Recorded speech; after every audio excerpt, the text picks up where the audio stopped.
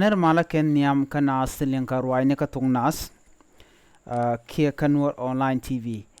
ke jan gwaseme en raja banaling shala do teke wut micha yen michi shek de shajanak ka kuibel jeni shi shek de kwal ka bel la beltin konti la bel chingtin chamka bana raja ban jakula linga gwa ngum tuok mishit ka nama ka je bana jalinga gwa ko ne me kariktin konan tuok re chini bana ka kuling ka do badande kon linga je shitkamen shalinga tain de shala do teke wut michi shek de nak ka kuibel shala de no en shega mo shebel shing tin kuken kala cham shala do jeni sheka kwal kie shawona no dere bel dere ka kwal ka dere ka okok ka suk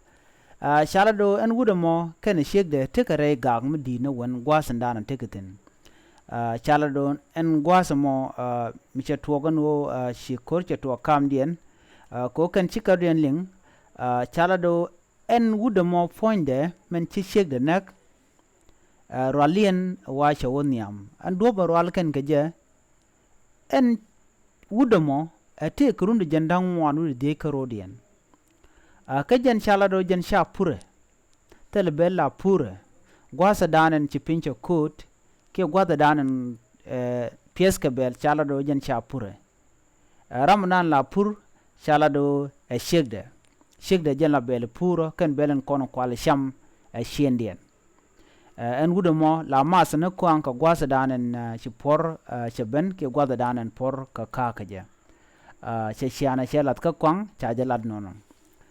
en gwasan tinas pur cha pure shegde jen la bel wia puro chala do en wudba la bel kwale mi cha bel ke gwasa danen shike chek gwasa danen cha bel cha ga chech ke cha bel cha lat ka dor ke gwasa dan la galat katin chala do en wuda mo la bel la ka kwale ka be ko kwak ko bo mat ka kwang cha wuda mo cha je yenen tamma ka korka me shegde shejenak ko ci shek woni dere bel kok ko shawda la ka masa ke la mada ne ka kwang ke jen gwas andana wu ye shek mo we batten en shek mo shawno no dere bel to dere ka kwak do dan dere kwak je shegu jo tel mala kana je kana gat ke tel do mala je gaten ko la wut chwa kana ka baga mat kwang en mo chalo shek je yar ci shek no onan wo bungwano be bel to baga kan bako kwak ke bako gat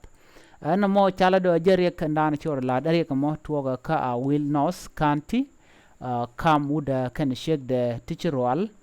shek gor janu jender belder ka kok wut jene bel baka mat kong ke la ko ne ko kong ba jamat ka ken bel to chagu jo re ga dan chala de ring medit chawudo mo chaji yenen tama ka jare te jen ka dur dan chalat re ngon tin chagor ka sa Sudan chala do ramu ranak ajeno deja chol an chud dan ba shola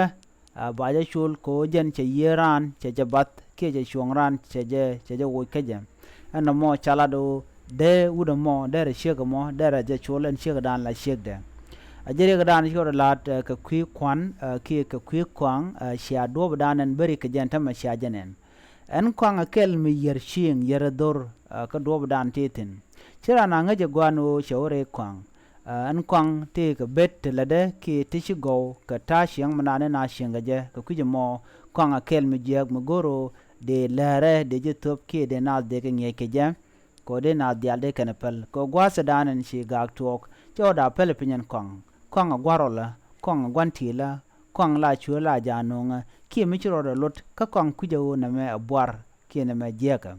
ana mo ke lu ajen danen chora lat mi jiram jidit ke jen channel me gore jen bide nyak ka nasen ko ken en wuda danen ci chek de shene ka kwi ko ci chek de bel che ka kan ke che ka kwal be jalong ano de ji sheng de ka rodin nak ka duo bo mo ka manonga long a kwang ko kwang jaram danen ku naat ku ka yar ke ku shar ku ka nyon biya taga mal gore no be subscribe ke nywa ka nasa ko ken bana shonka jan gwasame biya taga mal bye bye